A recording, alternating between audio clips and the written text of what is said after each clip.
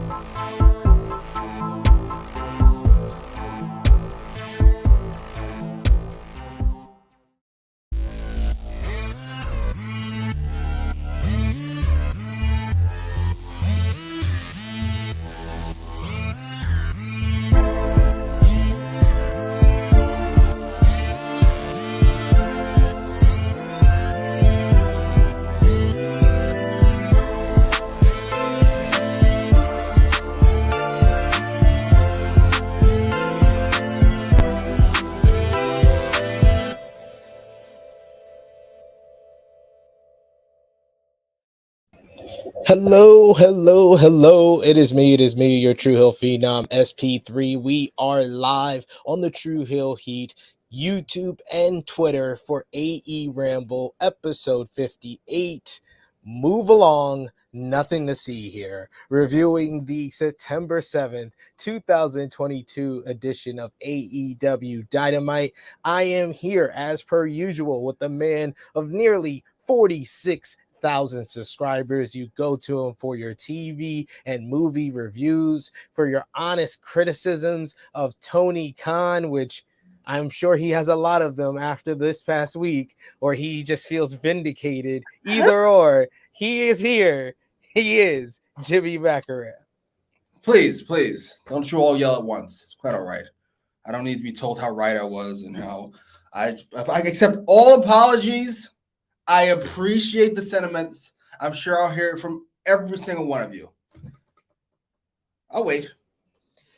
You can send it in super chat form. You can send it. We're going to highlight as many of your comments as possible on this show, especially if it is telling Jimmy that he was right all along about Tony Khan and his management of AEW. That's what he wants to hear the most. So I will highlight any and all of those comments, as well as your super chat donations, because they help out the channel so much. Makes it possible for us to make shows like this. And of course, show your little appreciation back, just like we appreciate you for joining us here live every Thursday for AEWramble. Remember to show your appreciation back by dropping a thumbs up on the video. Helps the YouTube algorithms. The man of 46,000 subscribers knows all about that. But yeah, I think before we get into anything with AEW Dynamite, we have to talk about this past week. Like, we talked about it a little bit on the AEW All Out review. Definitely check that out. That's up on the channel. One of our highest, most views that we've gotten for one of our roundtable reviews, because it was a very talked about event for what happened in the ring and what happened out of the ring. So we now know that CM Punk, after his comments during the post-show scrum, which we talked about on the review, apparently there was a backstage fight between him and the Young Bucks and Kenny Omega. Young Bucks and Kenny Omega want to discuss what Punk had to say about them during the post-show scrum. And there was an altercation. Depending on whose side of the story you do agree with or are more lean to, all we know for sure is that Punk swung on Matt Jackson. We know that Ace Steel threw a chair at Nick Jackson. We know Ace Steel bit and pulled the hair of Kenny Omega. And we do know now, after AEW Dynamite, that AEW has decided to vacate the AEW World Championship, as well as the AEW World Trios Championship. And tonight, the show we're going to discuss, AEW Dynamite, kind of set things in motion, crowning new Trios champion and starting the Tournament of Champions to determine the new AEW World Champion. So all of that What do you have to say, Jimmy? I know you're gonna think I'm just being an asshole, but I swear to you, once I heard CM Punk swung first, I knew he hit Matt Jackson. That is a hittable ass face. I knew it right away. He came in with that sassy mouth, and CM Punk said, "Take this with you." I knew it. I didn't need to be told nothing. None of this feels real to me. And I don't mean like it feels like a work. I mean, none of it feels like real life. None of this feels like things that happen. This feels so 1990. This feels so outrageous. I can't even, these people don't even go together, let alone fight. What? It was awesome. I'm sorry, I'm here for all of it. I get you got to suspend everybody. I get it. I understand. Thank God CM Punk's hurt. That's a tough decision to make. But now it's an easy decision to make. How long is he hurt for? 6 months? He's suspended for 6 months. You're out. Exactly. You know, Tony kind of lucked out with CM Punk getting injured because a lot of the talk before, the announcement last night and what's transpired since then, it was that they were thinking about kind of cutting bait with CM Punk. Tony didn't even have to make the hard decision. That would have been the hardest decision of his life if you signed the biggest draw for your company and then you got to fire him because he fought with your EVPs. Oh, he got hurt. What type of person would I be if I fired him? Suspended. That was awesome. Tony, I do gotta be, and the CM Punk was so great at the scrum. He was so unprofessional and so psychotic. It's so just off of it. I assume he knew he was going to be out for a bit because he just went off. And Dummy was forced to sit there and take it. It made me so happy just for all of you to see in all of his glory, his lack of balls, his lack of spine, his lack of management skills, his lack of people skills. He's not a leader of men. He's not a good boss. He's nothing except a fan with daddy's money. I told you. And I accept all of your apologies. I've not seen many. I only see people who agree with me already. I'm waiting for the apologies. Jimmy, you were right. This woman has no right. Well, he has a right because it's money. That wasn't a debate, man. It wasn't a debate. This is a non-conversation. This is a silly conversation. Let's be honest. It was a debate. It wasn't. Yes, it was. Please explain to me how it was a debate. I don't understand how that was a debate. I don't mean how was NXT not a developmental? What? How was NXT not a developmental when it had guys like Shinsuke Nakamura, Adam Cole, Bobby Roode? I needed a way to fucking put this succinctly, and of course it came to me afterwards because I was too busy yelling. But here's how it's developmental. Ready? When did Kevin Owens come to fight John Cena? 2015. Okay. I don't have anything more recent than that because I don't watch. But if I had missed that Raw and I asked you what happened on Raw, what would you say?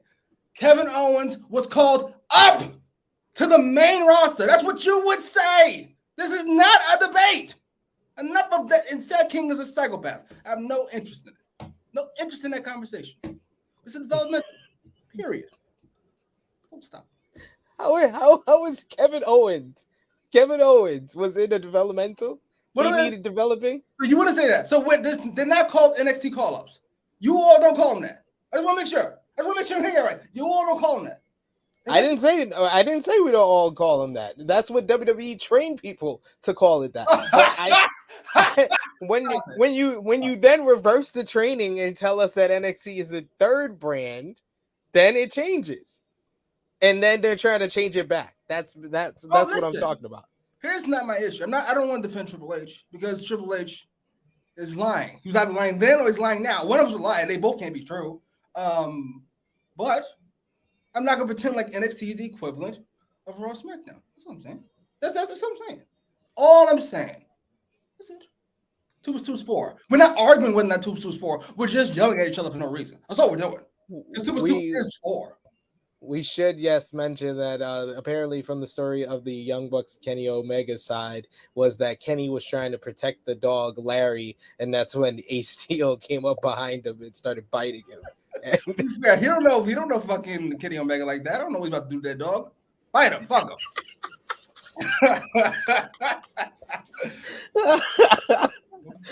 Ace. I'm surprised that Ace Steel wasn't fired.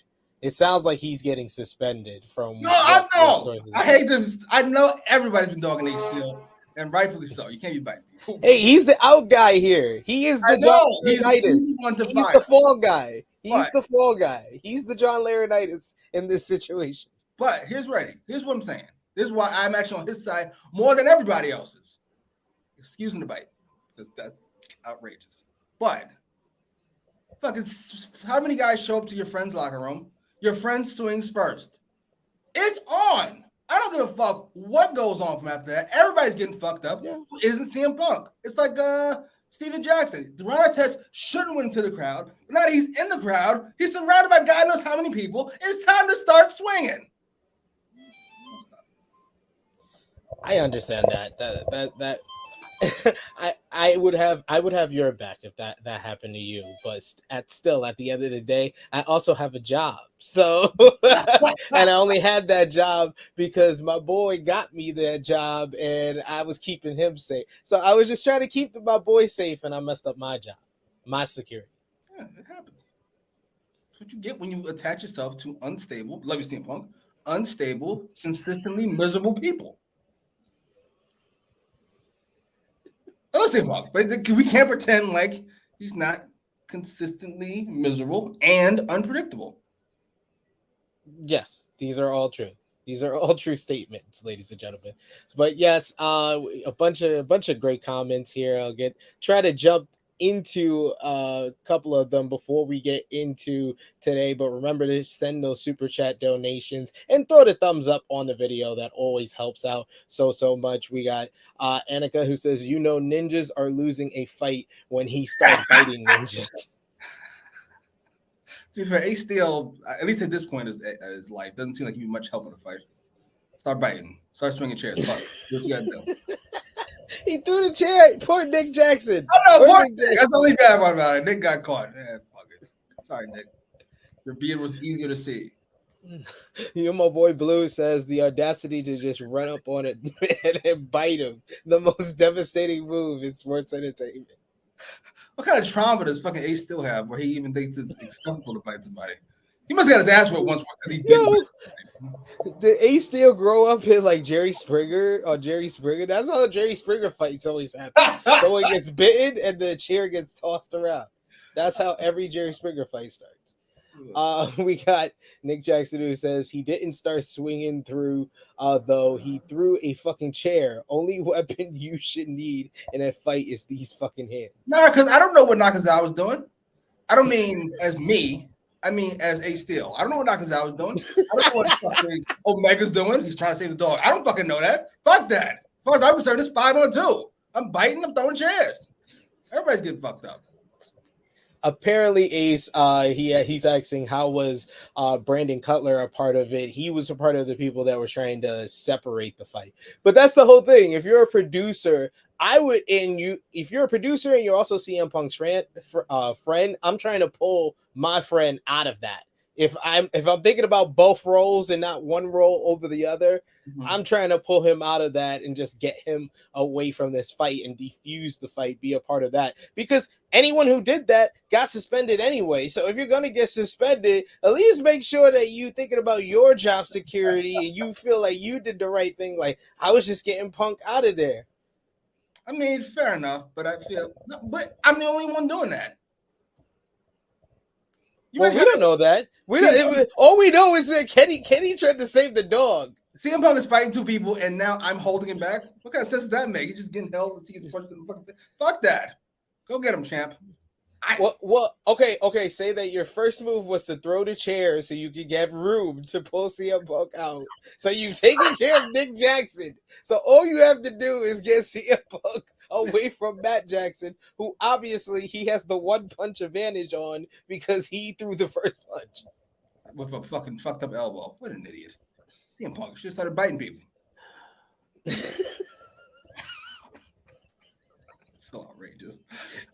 Orlando says Ace Steel was defending himself. It was 7-2. LOL, JK. He's like, yeah, but fucking dummy decided to fucking grab the dog, so now we lost our best fighter. Fuck.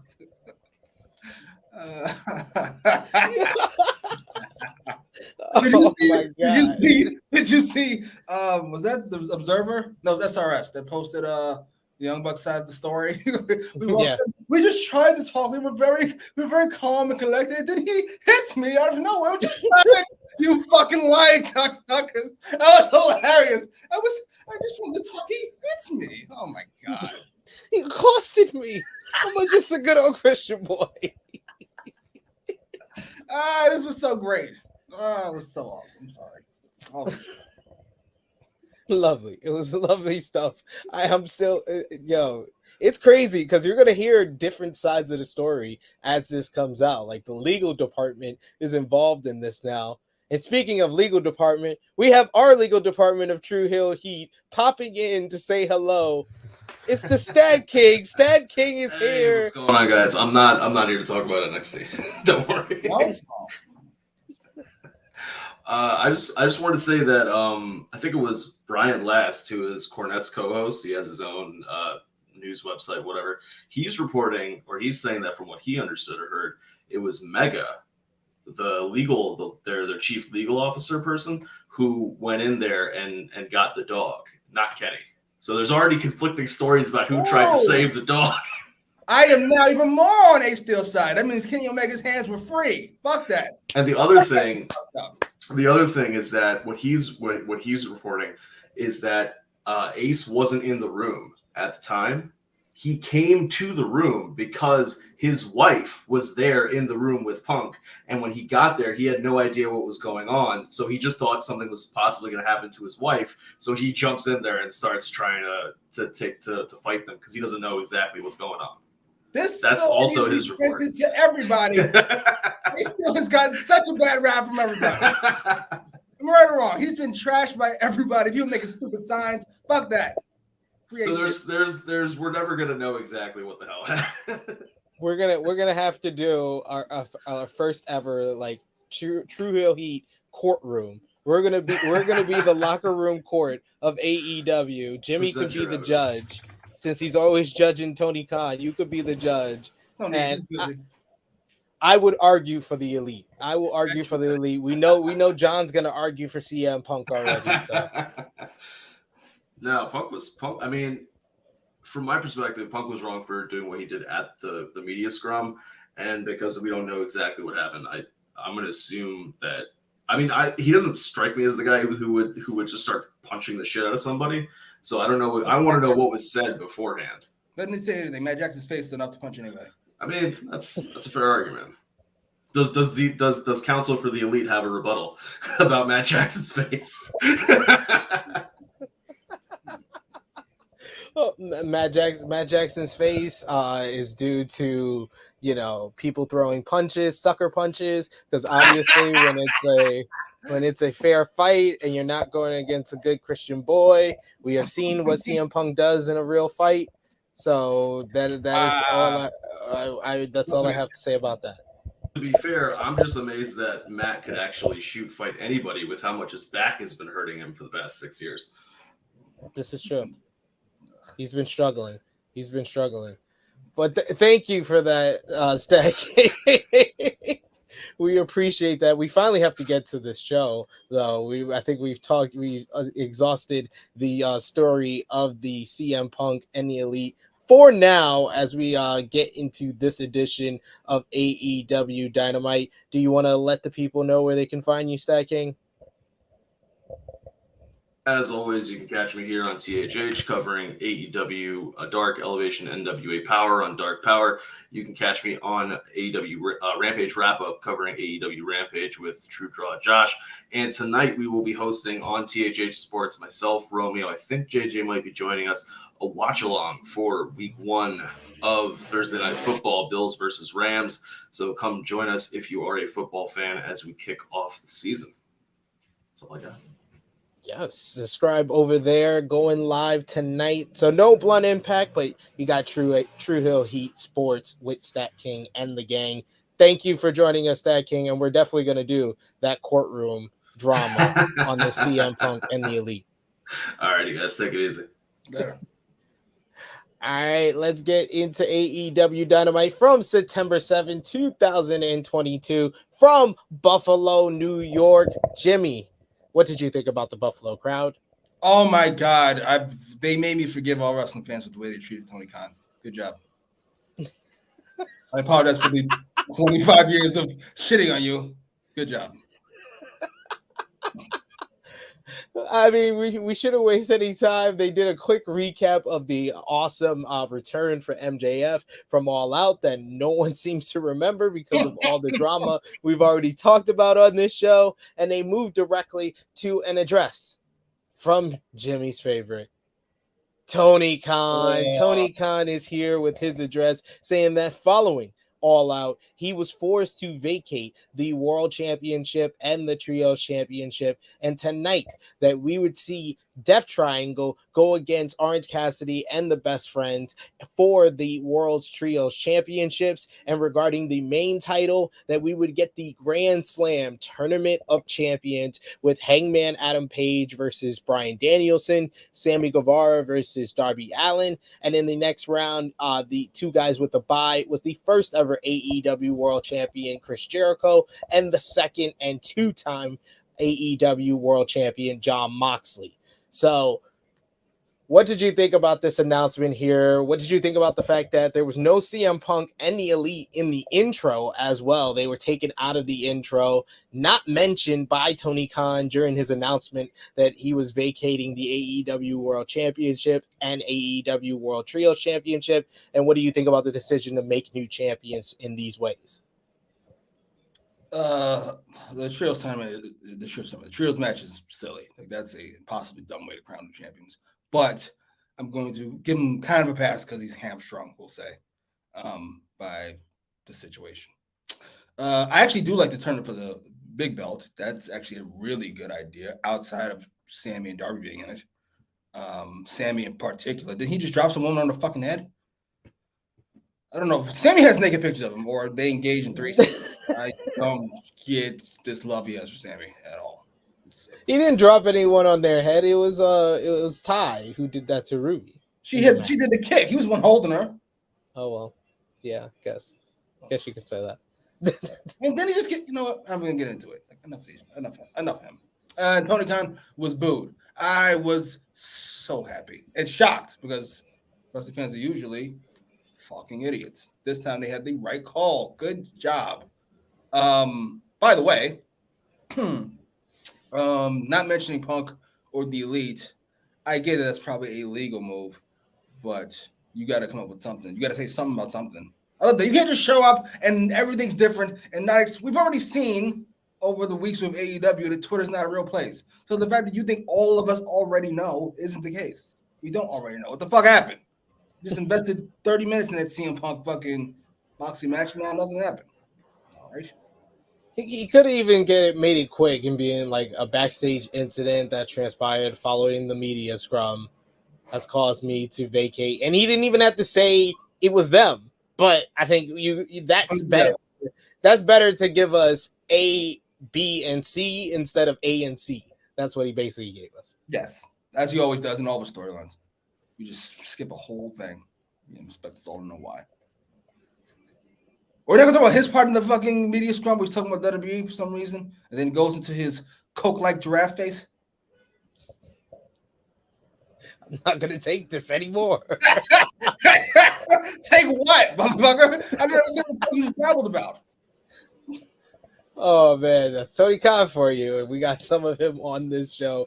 I do like the Tournament of Champions, and I like the inclusion of Sammy and Darby. Like, all the guys in this matchup, despite, some guys being, WWE, ROH, wherever, they all feel like they are AEW. So I think that's what needed to happen, and that's what kind of blended into what we got for like pretty much the first half hour here. First with the announcement, and then with our next segment, as it was the official AEW Dynamite return of MJF. He comes out with a Bills jersey, and the fans are loving him. He drops to his knees in appreciation, and then says the devil is back. He asks who is excited to see MJF. The greatest quarterback of all time, Josh Allen, is from Buffalo. Anyway, last time we saw him, he may have said some offensive stuff, but he thinks we can all agree that he didn't mean it. He was just kidding. He loves AEW. He'll never leave. He starts an AEW chant. The crowd obliges when he called us all stupid marks. He didn't mean it. Without us, there's no him. So how about a round of applause for ourselves? At that point, Tony Schiavone says, "What are we watching?" He now wants to address the elephant in the room. He says, "As we know, the world title has been vacated. There will be a tournament to crown the new champion, and he knows one guy who deserves that championship. MJF is all about working smart, not hard, so he won't be in the tournament. He has a chip that gives him a title shot anytime he wants. Also, Toni is paying him a boatload of money, and MJF says that if there is one thing to be true, is that now we may think we are in dark times, but they are not. What they need is leadership, and he can't think of one person more trustworthy." He was like, he wants to tell them a little story about another wise Jew with a M starting his name, and how he walked and parted the Red Sea. And he says he's not saying he is Moses. What he's saying is that he's better than Moses. He will win the title, and that's because his name is MJF, and he is better than you, and you know it, with the fans saying the "you know it" part. Just like masterful, cocky, baby face promo, but someone had to call him out on the shit. So out came Jon Moxley. MJF is confronted by Jon Moxley after his entrance, and he immediately says MJF is full of crap. Huh? To booze. Yes, taboos from the fans, because MJF was loved here, but then MJF just basically said, "Hey, I'm gonna let down the veil already." He says, "Oh, Jonathan," he says, he thinks that MJF isn't being sincere in front of these fat lard asses who have the worst football team in the United States. MJF rips the jersey off. He wipes his ass with it. He then says Josh Allen sucks. MJF tells Moxley that he doesn't know if he's a little woozy considering he went to sleep on Sunday, but he's got a point. Maybe MJF doesn't care about AEW or these people, and maybe he finds the AEW title nothing more than a bargaining chip. Maybe he takes that title to a real wrestling company with real fans and real wrestlers like his friend and hero, the American roller coaster, Cody Rhodes. He says maybe, just maybe, he gets to work for a real boss, the only con in pro wrestling that is worth a damn. He says jolly old Saint Nick, because to quote the greatest wrestler of all time, the game, that is best for business. At this point, Jon Moxley slaps the mic out of MJF's hand. John tells MJF this is not the time or the place. He is in no mood. MJF needs to leave now, or he will make him leave. Moxley takes off his jacket. MJF looks to unbutton his shirt. He removes his shirt looking like he can't take it off, and he rips the sleeve. That was great. He gets so pissed, he gets so upset, he looks like he's about to fight, but then he just decides to walk off. As he walks off, Moxley tells him that his theme music sucks, and then he turns his attention to the crowd. He says that he is pissed off, he is embarrassed about many things, but nothing more than the fact that he lost the title. The belt itself is just leather and gold, but what it represents, passion for this business, for this sport, for the fans and the guys in the back. AEW in the title represents heroes during a pandemic when the world needed heroes, the dream and vision they all had, and they wanted to show the world just what wrestling could be. The championship represents taking the dark and the ugly side of this business and letting it die with an older generation, means being better than he was the day before, and even if it was just a little bit, slaying the demons, everything. He says everything he loves about this business.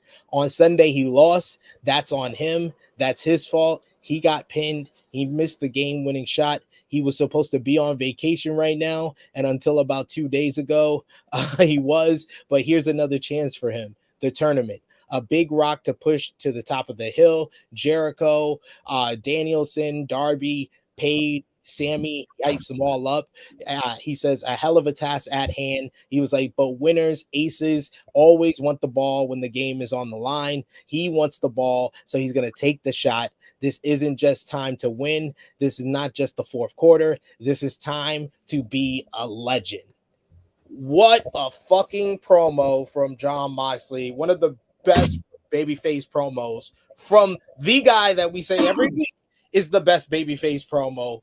This was like just the ace of a company, a flag bearer type of promo, which you would hear from like a Sting or a Diamond Dallas Page in WCW, from a Tommy Dreamer in ECW. This was like just an iconic promo for Jon Moxley, and a huge position for him, because this is basically, in a way, if you think about it, it's the closest thing that I can say to this promo is the Rock's promo following Austin walking out on the company, where you needed your top babyface to kind of be the rally cry for the company after a big star is away, whether it's walking out, suspension, whatever it is. That's what that felt like. And then MJF was amazing as well, with a great babyface promo to show what he could do as a babyface, and then turning it right behind and then becoming the top heel again in like within minutes of each other. This was just a great opening promo exchange. What did you think, Jimmy? Well, I like your Rock example for the example. That is certainly not the Rock's bag. I hated that promo. And I love Dawson, so fuck the Rock. But more importantly, Mox was yes, Moxley, exactly. It felt what Cody goes for all the time, except we buy Moxley. He's awesome. That was fucking brilliant. I loved every part of that, and I don't usually. It's very white meat baby face. It's very rah-rah, very love and friendship. And anyway, it worked for me, though. I can't believe how much I loved it. And MJF was equally great. How you can't see through his nonsense right away as he's wearing a Buffalo Bills jersey is so not MJF. It's hilarious. And it's so good. And I loved how when they booed Moxley, I imagine they were going to play it out a little longer. Like maybe MJF denies it. Once they boo Moxley, MJF goes full, fuck this. You all suck. He pipes his ass. Like, you still over the top. Like, Jesus, all right, we got it. Fuck these people. That was great. I got to be honest. Whoever decided to come up with this, I assume Dummy will take credit since it worked out. If it didn't work out, he blamed Chris Jericho or somebody. Either way, this worked. This worked. This was perfect. We got the future eventually. I got to assume MJF signed the contract, by the way. Otherwise, this is a... By the way, we talked earlier about positions and what would you do about CM Punk. Lord knows I hope you signed MJF already. Because if you didn't, I can now rake you right over the goddamn coals. Whatever my price was, it just went up again. I'm so here for it. Go ahead, Max. Yeah, there was like some people, I know Dave Meltzer was upset with MJF's promo. He was like, any other night, but not this night, to cut the pro WWE promo. But I'm like, at this point, this is his character. Like, it really makes me like think like, what type of character is he gonna have in WWE? This has become really a real major part of his whole character. Yeah, I don't, not any other night, but not tonight. For who? For like, who is it going to affect? Anybody who likes WWE already likes them. You're not going to push them on that side of the fence. Anybody who watches AEW already knows WWE exists. Thank you, Chase Oliver. I know. It's okay, but I appreciate the thoughts. I hear it.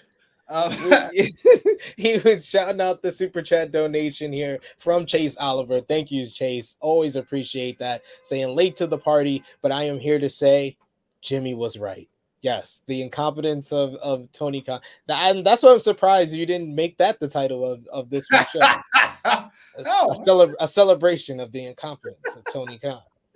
And as far as Meltzer goes, I agree. If MJF came out, he did that promo, and then left, and Moxley was standing left there holding the bag, sure, that'd be awful. But Moxley just gave you the pro AEW, pro America, pro fucking everything speech. That's what you all wanted, right?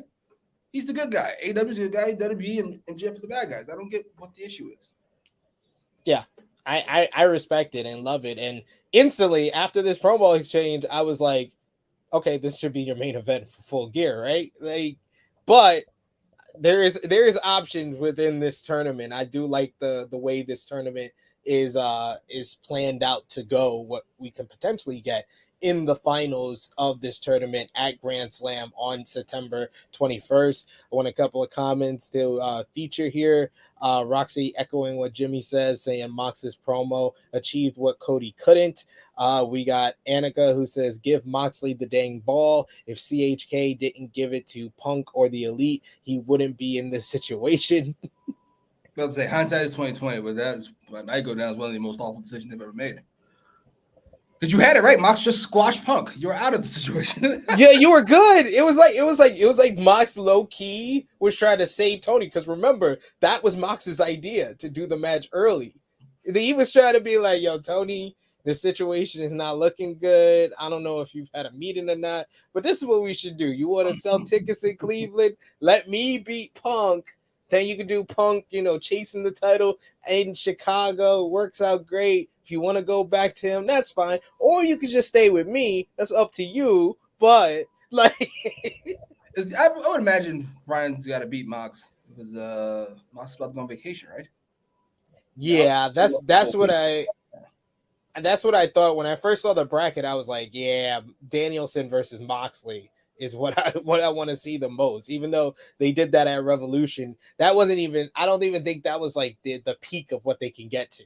And that was a great match. That was a great match, unquestionably. But I think they can even achieve even bigger than that, especially if the AEW World Championship was on the line. Romeo saying yesterday's price is not today's price. MJF showed in one promo what the company had been missing since he's been gone. Yeah, right. Goddamn right. Go ahead, sir. I'm so here for it. And CM says Mox ain't ever going on vacation. Every time they think he's gone, they keep pulling him back. Poor bastard. We got Roxy with the super chat donation. Thank you so much, Roxy. We appreciate that. Saying, so who do you guys want to see in the final match for the title? Yeah, I gotta go with Danielson versus Moxley. Especially if I'm gonna be there for Grand Slam, that's the match I want to see. Yes, Moxley Dragon relatively easily. Like I can't even think of anyone I kind of want to see more or equally. Please, Moxley Dragon. I don't really care who goes over, but I prefer Dragon, I think.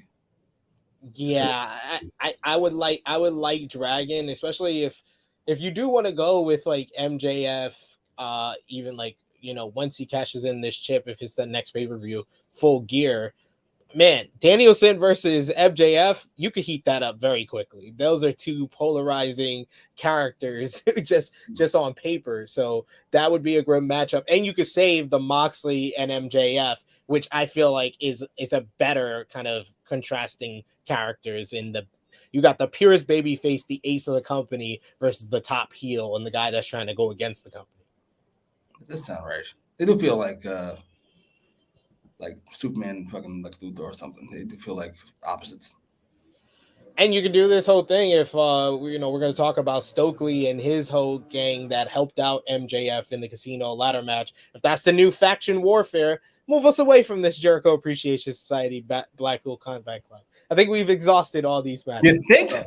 So we can move on. But a matchup that hasn't been exhausted, but has been going on for a while. I think this feud between these two trios started in 2020, and now we are here 2022, and they are determining who will become the next AEW World Trios champions, as it was Death Triangle, Penta Oscuro, Rey Fenix, and Pac versus Orange Cassidy and the Best Friends with Danhausen in their corner.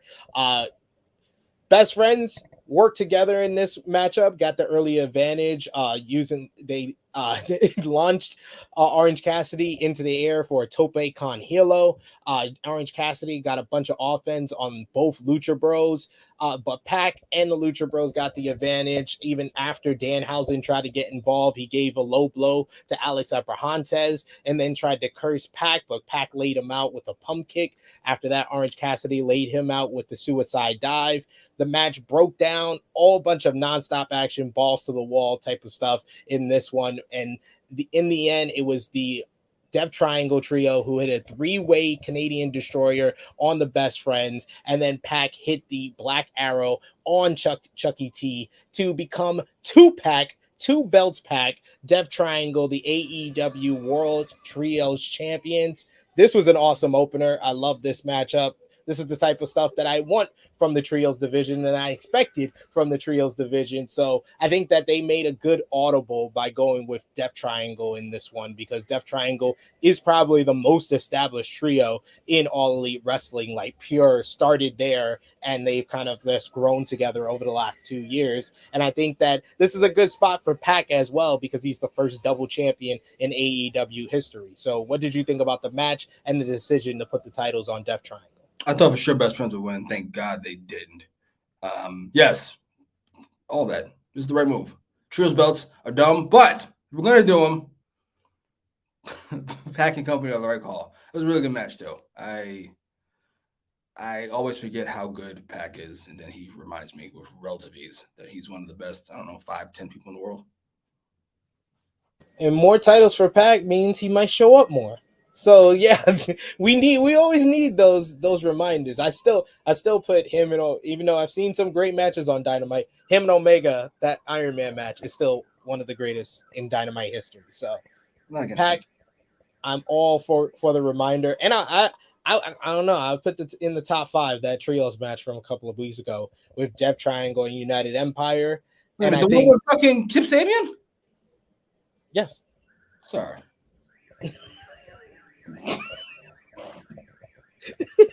I love the way you said it, sir. Yeah, DDT. Wait, you saw the DDT where he kind of levitated? What the fuck was that? That was amazing.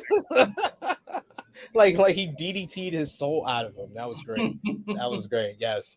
Then it's gone saying, I love Pac's sell of the DDT. Yes, great stuff. And I love the potential matches for Death Triangle as well. Like they can run back them and Best Friends. That would be great again. When the Elite return, you got that matchup. And didn't do that in the tournament. You got the United Empire who beat them in the tournament. They can run that back again. So there's a couple of different options. One option that we're not going to get is another trio that has defeated Death Triangle in the past, House of Black. We weren't able to talk about it on the All Out review, where we got more information now before we get into the rest of Dynamite. But Malachi Black, AEW talent, have been saying and reported to Fightful that they believe that Malachi Black has been granted his release from AEW. So what's your thoughts on that? Definitely looked like he was saying goodbye at the end of All Out on Sunday. So it looks like that's what transpired, what they're calling a conditional release, being that he can't wrestle anywhere else for a matter of time, of course. Oh, so eventually he can. The Queen died? Hilarious. Not hilarious. People dying isn't funny. I mean, to be fair, sometimes it's funny. But she hasn't earned the funny part, I don't think. Sorry, I'm easily distracted by death and putting my foot in my mouth. Malachi Black. So if he can wrestle in WWE at some point, it might take, I assume, more than 90 days. The words and opinions of Jimmy Macram do not necessarily reflect those of True Heel Heat, its viewers, or affiliates. Let me get this straight. I was a little slow on the trigger there. I don't understand. So nobody dying is funny ever. So like Hitler died, that's not funny. I gotta be respectful because somebody just died. I'm not calling the Queen Hitler, by the way. Though they're old and white, and I'm not gonna do it. We're gonna keep it. She's probably as old as Hitler would be right now, right? How old would Hitler be right now? What are we going on about, Jimmy? Focus. Okay, I feel bad for Malachi Black. Forget the mental health issues, just as a performer. He's fantastic. He's being wasted in WWE because he's now under Vince's control. So he leaves to go to AEW, where he's a bigger guy than he would be. Then they bring in Punk, they bring in Dragon, they bring in Cole, and Malachi Black is slowly moved down the card. Then Triple H goes back over there where he's in charge, and you are stuck here in this mess. I feel awful. I feel awful for this fucking guy. Why? These are not good people. There are no good queens. Keep me honest. Let's keep it real. There are no good queens. There are no good kings. There are probably no good presidents.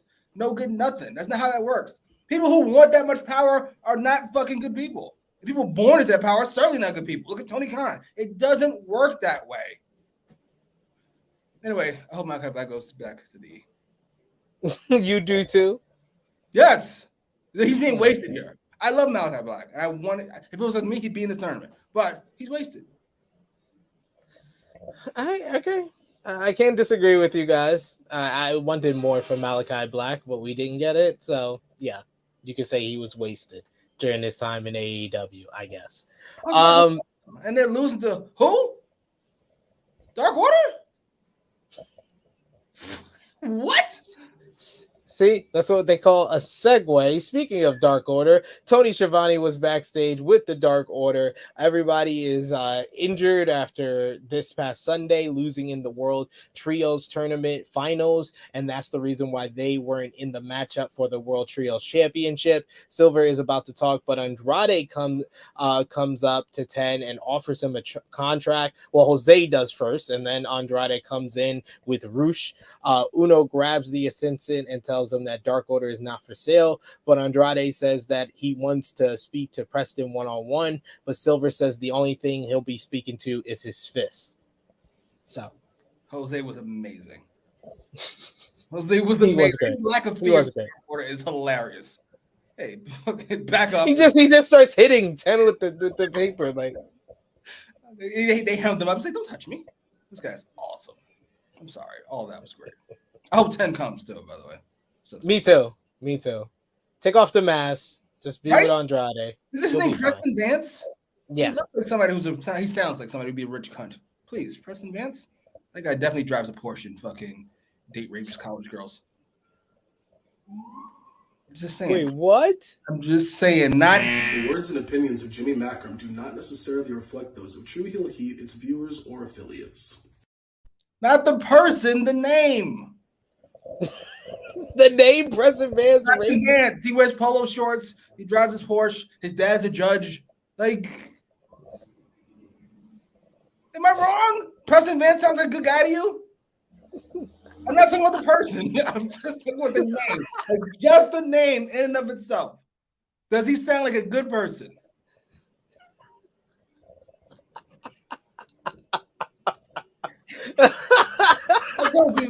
A man named Preston Vance was accused of going back and forth with some woman. Some he said, she said. You go, Preston Vance probably did it. Right or wrong? Right or wrong? I'm just asking a question. Like if you put a whole bunch of names in a lineup. Yes. And Preston Vance is there. Yeah, I'd probably pick Preston Vance. If Preston Vance was facing Amber Heard, we'd all be on Amber Heard's side instead. That's all I'm saying. All I'm saying. Yo, I never heard anything like that. All right, fair enough. Hey, whatever. One Mike Nation says, I mean, he has a point. Thank you, sir. There you go. That's all I'm saying. We also got people saying that a good joke, bro. He stands for Ukraine. Fuck that guy. Great job. You stand with them from all the way over here, huh? Good job. The words and opinions of Jimmy Macram do not necessarily reflect those of True Heel Heat, its viewers, or affiliates. I stand with the Ukraine as they get bombed, and I don't. Good job. Oh my god. Moving on, we return from break to a video package of the 4-way women's interim women's championship matchup from All Out as after the matchup, we see Britt Baker trying to approach Jamie Hayter to talk after she cost her a pinfall in the matchup, and Jamie does not want to speak to Britt, and Britt seems upset, but not that upset about it. What did you think? This was progress of a kind, and I will take it. I gotta be honest. I don't know where they're going with this because I'm pretty sure Dummy doesn't. But I hope so. I hope Hayter turns face by Britt showing her true colors again at some point. Oh, Bendito, don't leave me. What would I do without you? Hope you're out to the Ukraine of some fucking help. I didn't even highlight the comment. This is good. A backstage segment. I'm out. Enough.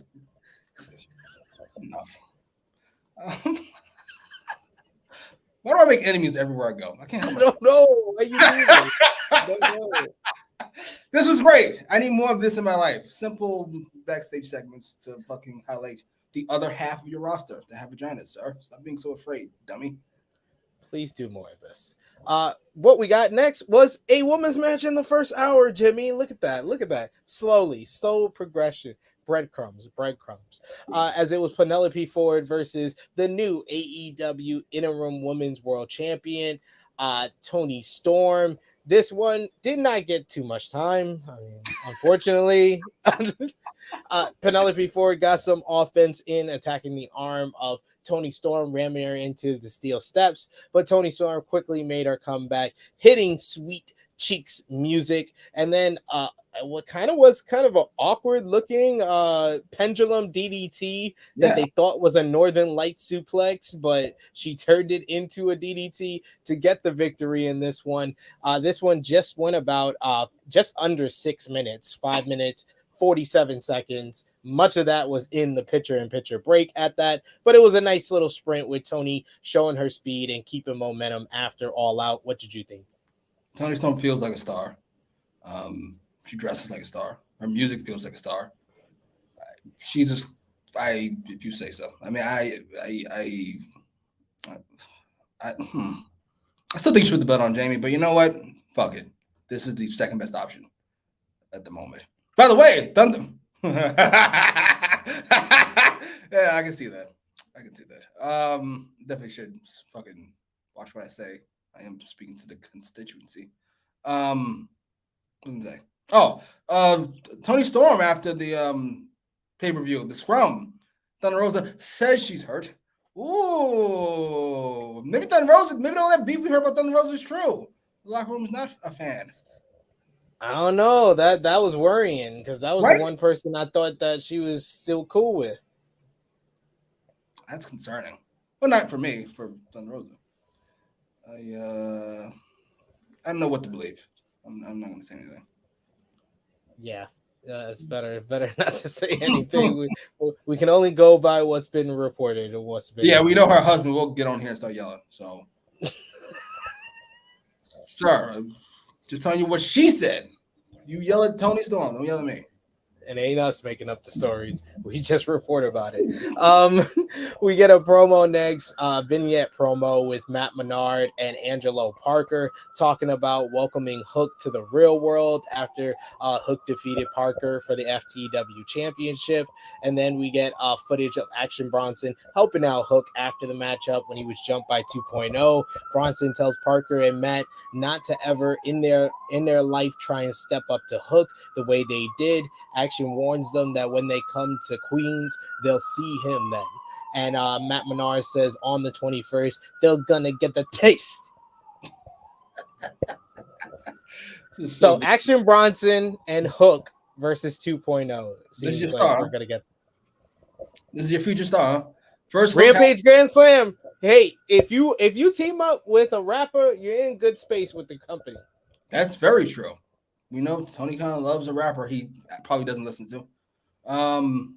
Yeah, it works for me. I mean, it was fun. This is how I see everybody involved, except Action Bronson, who I'm shocked to see it all. But everybody else, this is what I see. This is what you see. I don't know what that means. This is where they should be. Fucking lower mid card, Rampage, middle of the card people. That's fair. He says all suspended wrestling. I admit, WWE fans having a blast with this. And I gotta be honest. Because they had a winning streak. They got Triple H now. They got AEW falling apart. Enjoy yourself. They're doing a lap. They're doing a lap. They got the torch. They're doing a lap with that shit. Long. It's been like 10 years. It has been. It's been a while. You see that? This is gone, and you get all this good karma all at once. It's been a while since WWE had a true victory. Next, we had the Acclaim come out after their great performance at All Out. Listen, but their music is cut by Swerve Strickland, who comes out by himself, and he apologized and asks if he wanted to hear stupid, corny rap jokes. The crowd chants yes, and then asshole at Swerve. He says he has a joke for us. He says the Acclaim as AEW tag team champions, and starts laughing. Billy Gunn cuts him off and calls him Swervy Boy, and he says this ain't his house anymore. It's Daddy Ass's house. And then Bowen says in 2 weeks they get another shot at the AEW World Tag Team Championships, and the uncrowned champions will get their gold in New York City. What do you think about them running back the match, Swerve in Our Glory versus the Acclaim? And do you think they're gonna give the Acclaim their time, their opportunity? I think it does feel like the right time to make the move. It felt like the right time a week ago, or whatever the fuck that was. That was Sunday. Yes. What was I gonna say? Swerve, by the way, feels great as a heel. He looks like a heel, he stares like a heel, he looks like a heel. He was great here to me, as with the Acclaimed. And you came with a great way to get some heat on him and not get yourself in trouble by having Dummy make a rap that would have got you all in trouble. I would imagine he tried, and then Tony Khan just scratched out line. It's a line. But you know what? Let's not do it. This was great. Hey, wait a minute. Nobody turned on Swerve. They didn't like them as a team. They liked Keith Lee, and they're kind of lukewarm on Swerve, but like they didn't turn on him. Like, well, it is what it is. And I didn't put the belts on the Acclaim 2 weeks late. Fuck it. Who cares? Fuck it. It could be fun. Hey, it's in their home state in New York. So let us cheer them on. Come on, Jimmy, you're gonna go, right? How about you do it at the right time instead of having to rely on hometowns to provide heat? How about you fucking call the audible at the pay-per-view? How about you put the belt on Thunder Rosa at the pay-per-view instead of waiting until she's in her hometown? This is dumb shit. Would you just do it? Were you supposed to do it? Jesus. But this is now their thing. This is now their thing that they do. It's atrocious. But whatever. Okay. We're here now. Backstage, we are with the Jericho Appreciation Society celebrating the big win for Chris Jericho over Bryan Danielson. Jericho says he was able to beat Danielson at his own game, and he is now the best wrestler ever. And he says he will beat Danielson again next week if he faces him in the Tournament of Champions. He says this is his title, this is his company, this is his freaking locker room. No one is taking that from him ever. As for the Jericho Appreciation Society, he has two little brothers. He was like, first is Sammy, and he's taking on Darby in the Tournament of Champions. Sammy tells Darby this Friday his little turtle loving ass is getting beat, and Jericho says that he doesn't like turtles, but he has another little brother tonight, Danny, and he knows he will win. He believes in him, but because Danny left them alone last Sunday, Jericho will leave him alone and he will beat Yuta, but it will have to do it without JAS. And Sammy says he wasn't listening because he was observing how sexy they are. I feel like this was a subtle way to set up Sammy and Daniel Garcia, because Sammy does not give a fuck about him being the other little brother. I don't hate that. What was I gonna say? Jericho was good here, outside of the fact that he spoiled the fucking Hangman. Yes, this promo felt like it should have came after the Danielson and Page. Yeah, I think he just thought it was after. He's never paying attention during the show. He's like, I beat Dragon, and I'm going to beat him again next week. And wait, what? Wait, what? Pardon me? All right. You say so. Oh, yeah, I like Swerve. I said he's a great heel. He comes across as a great heel. I don't know, man. Nobody's scared of Swerve.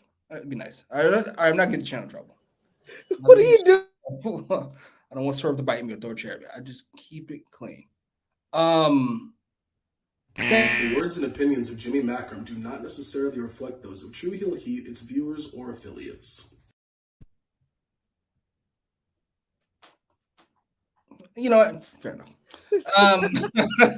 Sammy stinks. I'm sorry. Sammy stinks. Wait a minute. Dark Bills Mafia. Nobody knew it was the right time. First of all, nobody knew it was the right time. Nobody knew it was the right time. Isn't that the booker's job to know it's the right time? Ain't that his job? But let's say it's not his job. Call the audible. You hear the crowd. You hear it. You see the energy. And if you had the thought process to do it in 2 weeks after the match, you should just did it right then and there. But no, we're gonna need the breakup. We need in front of their hometown. And we need this and that. The fucking night. Enough. You know what? I'm giving Bills a pass this week because Buffalo was fantastic on the show. So, yeah, Buffalo gets a pass. There you go. Yeah, we need to get Jimmy a Sesame Daddy ass shirt. I actually do owe Demi an apology for that. No way any of this should have fucking worked, and it has worked tremendously for everybody involved. It's been great. Probably because Bowen is so charismatic.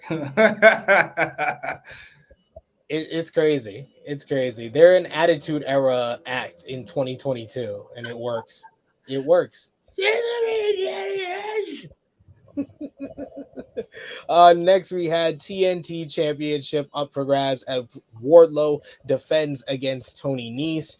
This was a Wardlow squash. Nese compares his abs and his pecs and jiggles Wardlow's titties for fun. And then he receives a headbutt from Wardlow, a huge lariat that turns him inside out. Powerbomb, another one, roll through, another one. 1, 2, 3. Wardlow retains the AEW TNT Championship in 1 minute and 20 seconds. Wardlow pulls Sterling into the ring and looks to powerbomb his ass, but Josh Woods comes out to make the save. Wardlow then grabs the mic and he says he's been hearing a lot on the internet about what he should be doing. He is the TNT champion, and it's time for him to remind everyone in the locker room this is his business. All of his fans that have been with him from the beginning, that this is Wardlow's world. Jimmy, any thoughts? I don't know how I feel about Wardlow fucking reading dirt sheets. Like as a character, I'm not sure it feels right to me. It feels kind of gross. I don't like that they changed his music. I don't like Wardlow caring about people. I just felt the promo was fine. The yelling could get old quick, but let's hope it's just 1 week. This was fine. It shows that they are going to make a concerted effort, at least, with Wardlow. I assume Josh Woods is up next. And then, why are we still dealing with fucking Smart Mark? Why? Yeah, they ran back to that. That's been dead since like what, July? Seriously, like, what are we doing? Ugh. Oh, whatever. Fuck it. There you go. We got Roxy who says Sammy and Ty are the Miz and Maurice of AEW. Oh wow, really? Apparently, so. It's a great promo. Francie Coyle says Jimmy has a love-hate relationship with TK. That feels like a distinct stretch. Say the least. Annika says, so this is what should happen. Put the tag belts on the Acclaim. Unfortunately, split up Swerve and Our Glory and put Swerve and Keith Lee in the TNT title picture. Every time we say that, though, people never wind up in the TNT title division. They wind up lost in the shuffle. It's because he doesn't know how to protect people. So he just avoids having to protect them. It's like that battle royal they had where Wardlow and Hangman weren't in it. Instead of having to write them into it and figure it out, it's like, well, fuck it. It's not in it because I don't know what to do. It's like I have no better idea. So let me not pitch y'all into that all. I don't want y'all to lose. I don't want y'all to be mad at me. I got enough people mad at me right now. Next, they had some more hype for the AEW Grand Slam Tournament of Champions, as we see Darby Allin talking about his matchup against Sammy Guevara, talking about their history with one another, and they've been fighting each other since AEW started. Darby brings up the fact that at one time he would have called Sammy his friend, and now he says he doesn't know anyone that even respects him, and he says that he's going to show his respect, and he's not going to bring Sting to the ring for their match on AEW Rampage. This was actually, I thought, Darby's best promo like in a while.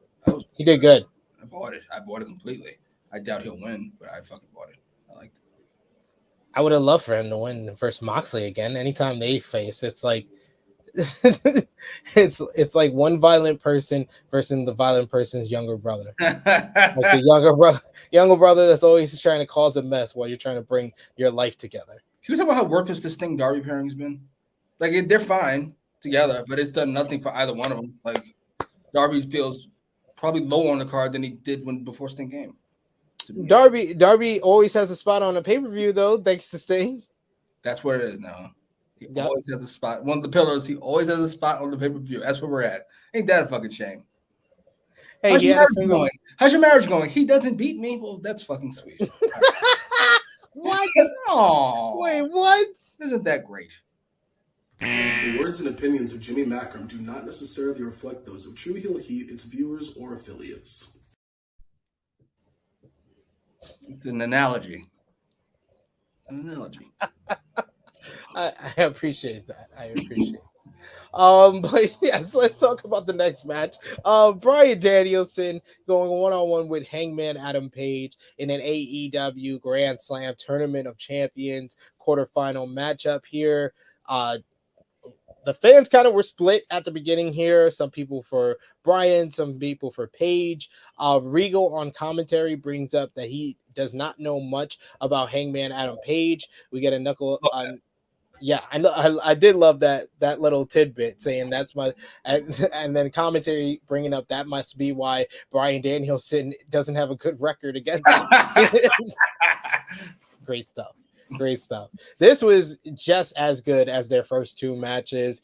Bryan working over the arm, trying to prepare for the label lock, hard knee strikes and kicks on the outside on the floor. Page hitting some high impact offense. DVD, the Death Valley driver, hits a great fall away slam moonsault at one point off the top rope to Bryan for a 2 count. We get back and forth action in the end. Deadeye gets another near fall for Page, but in the end, it was Bryan who worked him over. He looked for a couple of submissions. He wasn't able to get it.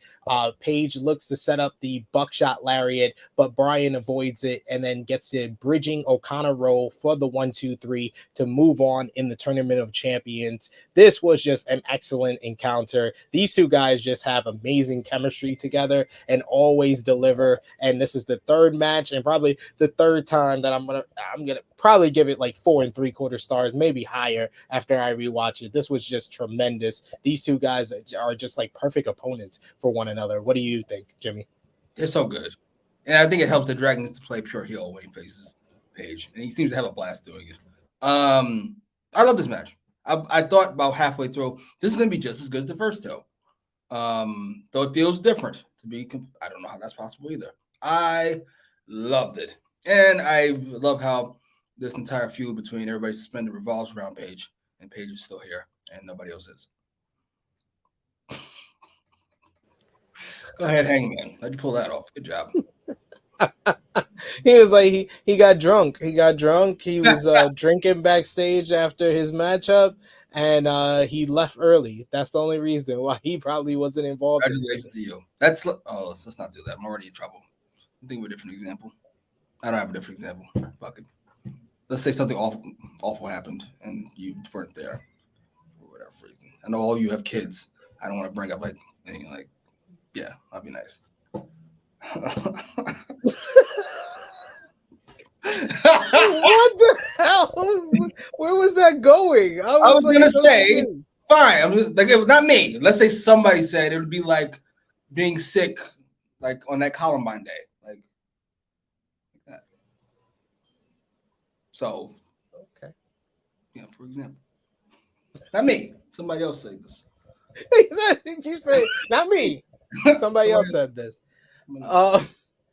We switch gears. They show. I don't know where we go with this show sometimes.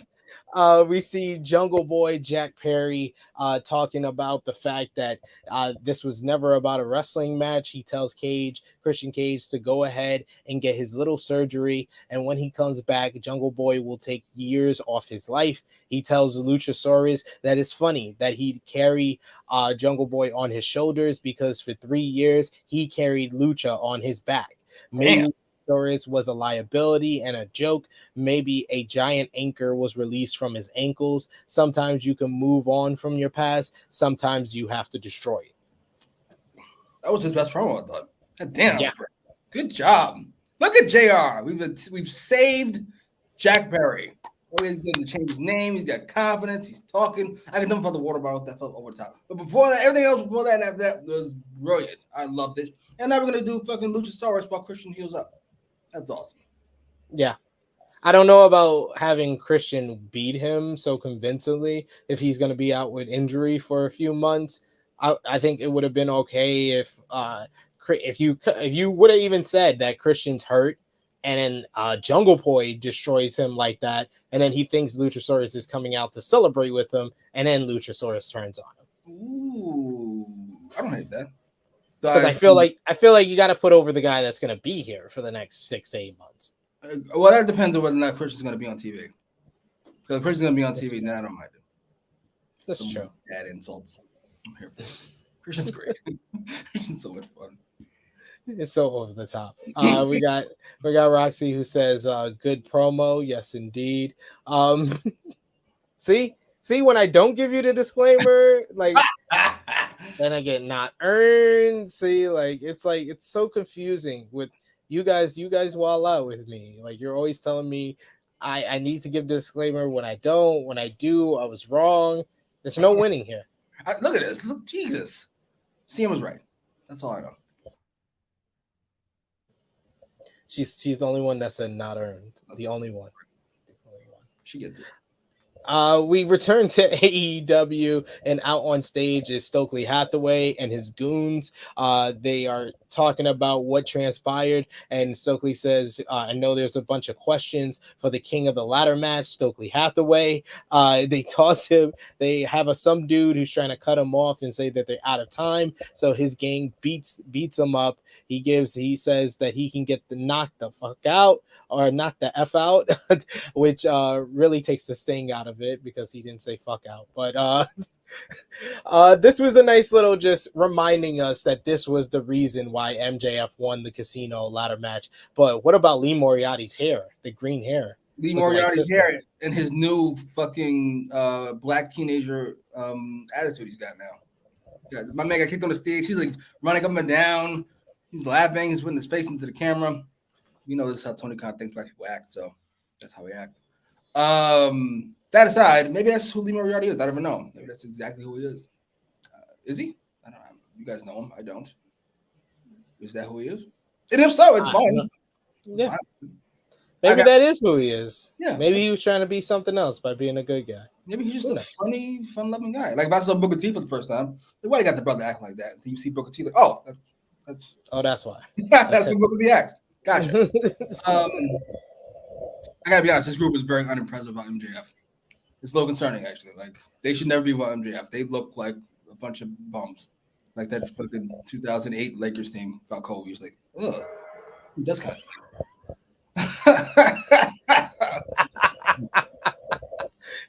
He is the Kobe of the 2009-2010 Lakers team. Please. I think Lee Moriarty's trying to go for Meta World Peace. But we had promos to hype up Rampage because this Friday you got an ROH World Championship matchup, Jimmy, as it's going to be Claudio Castagnoli going one-on-one with FTR's Dax Harwood.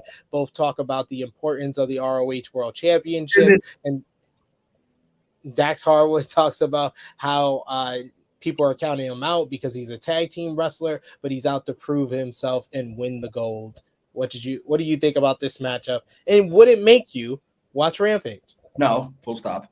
And the ROH title can't do it because didn't he just defend it against Ari Daivari? I think on Dark. Mm-hmm. Yeah, I'm gonna say we don't give a fuck with the ROH title. Hard pass. You guys clearly don't care, so I don't either. What? Dax and Buck? Come on, man. What are we doing? I love Dax, and it'll be a great match. But come on. I'm here to see it. I want to see it. I will watch Rampage just for that. Isn't it taped?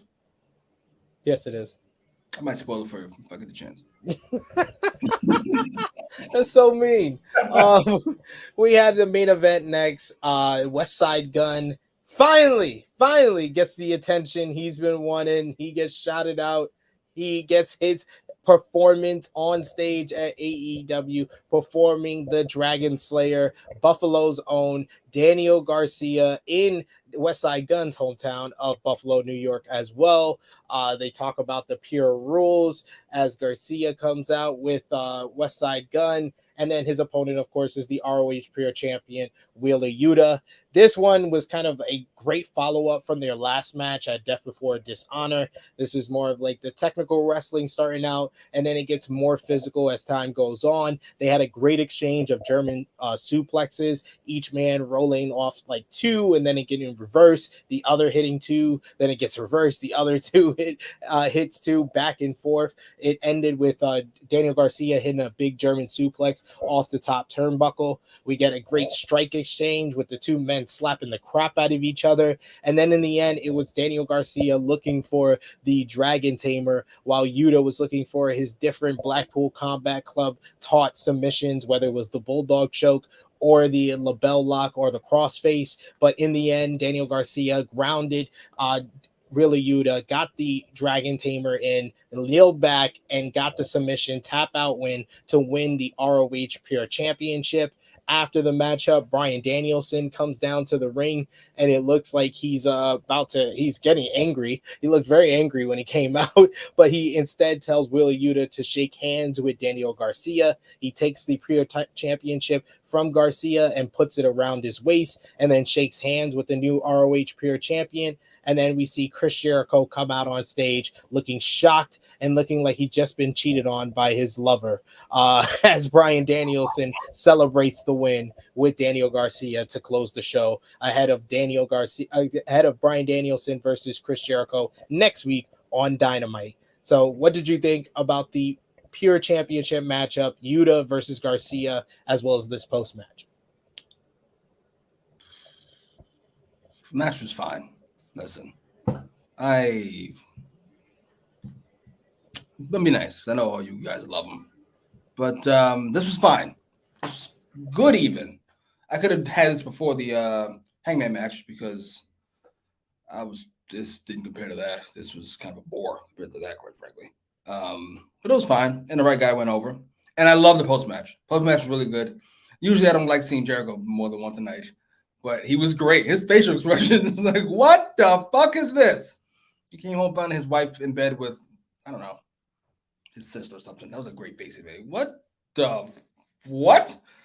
And Dragon was great. I don't hate Yuta. He's just a bore.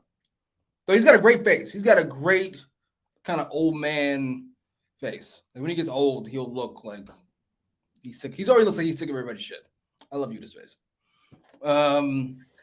Yeah. That is a good description. Jesus, sir, cheer up. This is fun. I'm here for it. I still like the reasoning because William Regal brought it up on commentary. I still love his reasoning for not having Daniel Garcia in the Blackpool Combat Club. He was like, we need good wrestlers to fight again, so we're not going to get better. Right? It'd be great. Simple. I love that example. Steel sharp as steel. You said that before. This works for me. And you already got the young guy. We don't do stories with the BCC at the moment. Let's fucking do some more stories with them before we start throwing more people in there. This is true. And yes, Jericho was fucking hilarious. That last visual of him looking so pissed off and so upset and hurt. What is this? A dragon's little smirk he has, by the way, is great. Such a great I love how Dragon's like teasing him with it, with his newfound respect of Daniel Garcia. I love it. So good. All right, so that's gonna bring us to a close on the review of the September 7, 2022 edition of AEW Dynamite. But of course, if you're watching us live, let us know in the live chat your MVP, your LVP, your match of the night. Thumbs up, thumbs down, thumbs in the middle, and out of 10, what did you give the show? Start with myself and Jimmy. Put our thumbs in the middle for the September 7th, 2022 edition of AEW Dynamite in 3, 2, 1. Thumbs up all around. Out of 10, what did you give the show, Jimmy? I'm gonna give it an 8. I felt very focused, mainly because you were missing quite a few big pieces, so you had to kind of use what you had, and it was great. I loved how, outside of shockingly Stokely's segment and the lack of women, unshockingly, this was great. I thought. Yes, this felt like like AEW had their back against the wall and they actually fought back and just put on a quality show. 3 great matches, in my opinion, on this show. Danielson and Page might be in the running for one of the best Dynamite matches of the year, and they already had one of them already in January. So yeah, this might be my favorite new matchup in AEW. So it's easy, but I do agree with you. Maybe the show would have felt like it peaked at that point if Danielson and Page closed the show. But agreed. But it's hometowns and it's West Side Gun. That's what I say. All right, but I'll give it out of 10. I would give it 8.5. 8.5 out of 10 for this edition of AEW Dynamite for me. MVP of the show, Jimmy. It's gotta be Moxley. What the fuck? That was so good. Just here, this Captain Saberho. I'm here to save the day. You're welcome. I'm here to save this thing. I know it's all burning around me, but I'm here to salvage the company, bring it back to the prominence. But yes, I have to give. Yeah, I'm gonna give it straight up to Moxley. I'm not gonna go co-MVP. I've been relying on that too much. I want to show love to MJF. If this was like we were watching Ozark, I would definitely give him the silver medal. But Moxley knocked that babyface promo out the park. One of the best babyface promos of the year, unquestionably. LVP, Jimmy. How dare you give to Ace Steel, the GOAT? His friend is getting jumped as far as he knows. His wife is in there. Some guy's grabbing a dog. Time for people to get fucked up. I'm Team Ace Steel. LVP. Something. Sammy. Oh, Sammy stinks. Jesus fucking Christ, he stinks. I'm sorry. Stop talking. Just wrestle. Shut up. I'm gonna go with Tony Nese. Tony Nese and Kip Sabian. Kip Sabian, you just came back and you're already seconding your wife to the ring. It's almost like somebody doesn't know how to book. I won't. Yeah, maybe a little, maybe just a tiny bit. And match of the night, I'm going Hangman and Danielson. Agreed. That was amazing. Amazing stuff from Hangman and Danielson, and amazing stuff from y'all in the live chat. Thank you for joining us for AEWramble episode 58. Jimmy, let the people know where they can find you on social media, what you got going on your YouTube channel. Let the people know. Sorry. At Twitter, at YouTube, at Instagram, on YouTube rather, Instagram and Twitter, at Jimmy Macram on YouTube. What are we doing? Ozark at some certain points. Succession's up there. Lots of stuff's up there. Tune in and see. Yes, check it out. Check out jimmymacram.com as well for his comic book, as well as you can follow me on the Twitter machine at TrueHillSP3. Follow my stuff at ITR Clips with Monday Night Live with Alex McCarthy, Sat Iniyengi. You can also see me on the Believe in Pro Wrestling podcast with Rick Ucchino. I'll be there live later today, 7 p.m. Eastern Time. Me and Rick will talk about AEW Dynamite as well as all the news from All Elite Wrestling. And you can also see me on Saturday, 11:05 a.m. Eastern Time, right here on the True Hill Heat YouTube channel, True Hill Heat 192. We're going to discuss everything coming out of a crazy AEW All Out weekend. Jimmy? What if this all becomes like a serious legal situation and Ace Steel throws CM Punk under the bus, and then 10 years from now, CM Punk has a fucking backstage scrum where he completely trashes Ace Steel, and we just go in perpetual motion every 10 years at a time? That's great booking right there. Multiverse of madness. Multiverse of madness right there. Yeah. We could be going down the same journey all over again, ladies and gentlemen. But we're gonna talk all about that on True Hill Heat 192. Check out us on Facebook, Twitter, and Instagram at True Hill Heat. Patreon.com/True Hill Heat. $3 a month. True Hill Heat Prediction Championship, as well as exclusive content over there. ProWrestlingTees.com/True Hill for your True Hill Heat merchandise. And check out Jimmy and Marcus Cash from last week with AE Recap number 60. And yes, you guys did an excellent job with all the final plugs. I got to give it to y'all. Y'all remembered everything we talk about. We tried. Very well done. You can see myself and Jimmy and Stat King and True Draw Josh from our AEW All Out 2022 review from earlier this week. Want to see if we can highlight any final comments here. We got Annika who says long-term storytelling. We also got CM who says 6 disclaimers. Good job. Oh my God, Sasha Banks at Yankee Stadium. Oh my God, I'll never forget myself. She did? She is? She was, I guess, last night. Oh, well, damn, I missed it. So CM also saying Marcus earned more disclaimers than Jimmy. Oh yeah, he was in his Not bag. surprising. He was definitely in his bag. I know you were enjoying yourself with that. But we will see you next Thursday right here on the True Hill Heat YouTube channel, 1:05 p.m. Eastern Time with AEWramble. For Jimmy Macram, it is me, your True Hill Phenom, SP3. This has been AEWramble, episode 58. Moving on.